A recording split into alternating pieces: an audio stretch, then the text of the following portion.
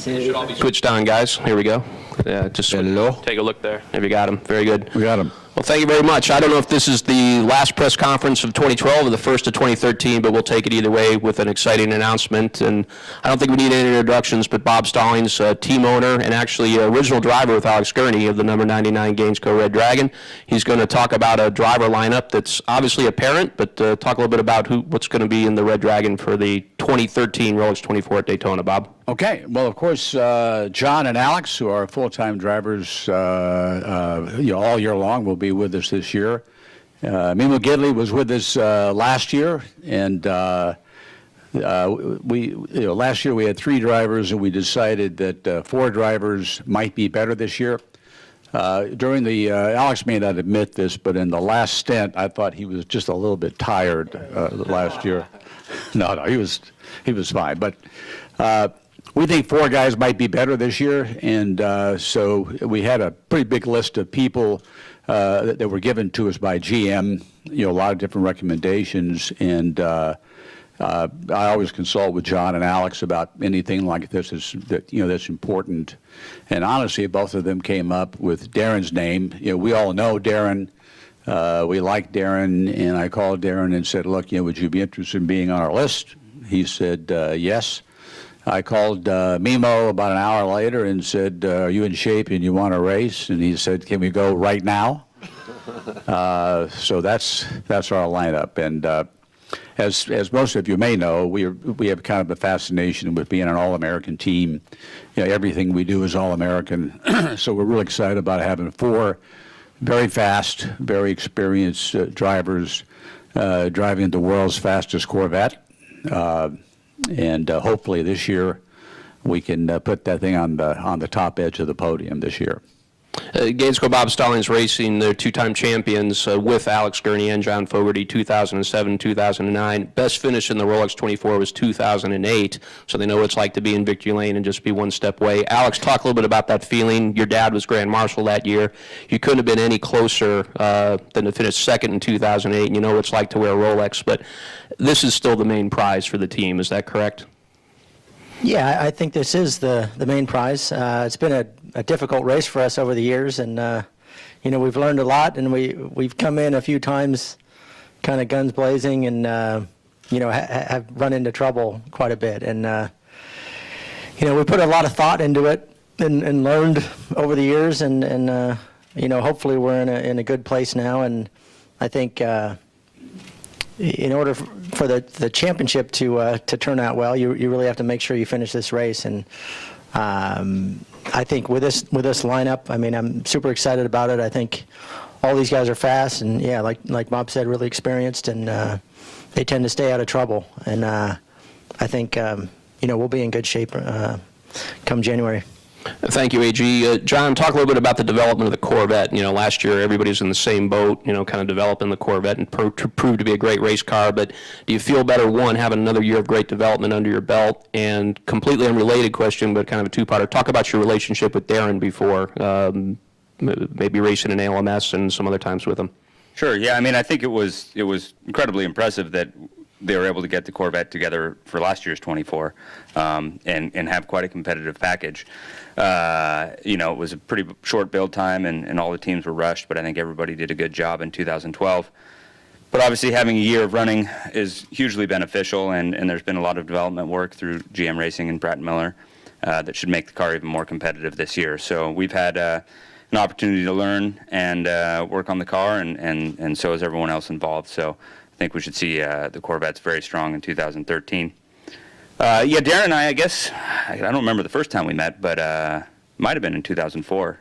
Yeah, it's probably 04 or 05. Yeah, 04. I ran Sebring with the Lizards, and we were both part of that effort. And then we were on the team again in 05. So we have had some racing experience together, and we've always gotten along really well. So it was good to have him interested and come on board this year, and looking forward to be back with him. Well, he's a welcome addition to the team, just like Memo was last year, and it's good to have both of them back. Darren, talk a little bit about it. May have been up at the banquet where you might have first talked to Bob. Talk a little bit about the actual phone call you got and what your reaction was. Well, yeah, I mean, first off, I have to say thank you to everybody for for thinking of me on this one, and I'm honored to be involved with the GAINSCO team. You know, and I'm happy to be back in the Chevrolet, and that was exactly it.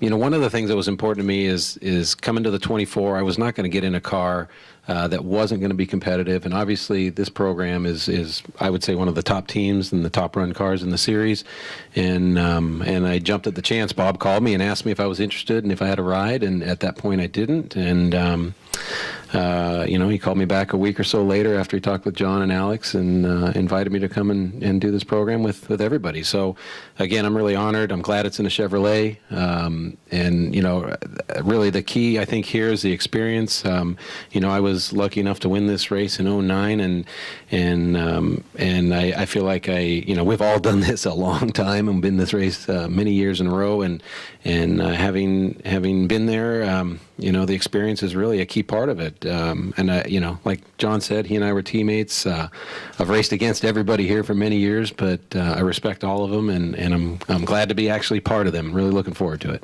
Well, it's great, and it's also great to have Memo back. Thank you, Darren. Talk a little bit about Memo. You ran with us at the Rolex 24 at Daytona, but you had a full season of sports car racing last year, too. You definitely look rested and ready to go and in shape. Talk about what it takes to get through this 24-hour race. Is it definitely the toughest race you run each year?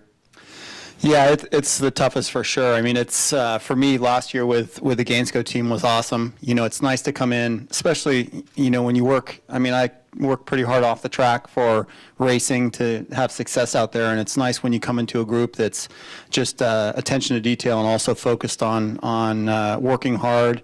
So it was a great experience.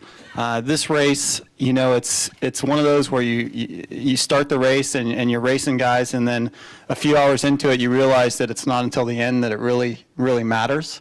And so you have to be able to sort of get into that sort of mode early on, I think, and just make sure you have the car at the end, make sure you don't make any mistakes, and have a nice clean race, and then at the end you can go race it. So I think everybody here has got a lot of experience. We've all been in that situation. We're not here to, you know, we don't have to prove ourselves. And I think it's a great combination. I think the decision for 4 drivers is awesome because you never know what can happen. You know, someone gets sick during the night or what have you, and it's just taking that preparation to sort of the next level. So I'm super excited. Okay, we're going to queue up for questions, and while we do that, we'll get one final from Darren. Darren, you've won the race.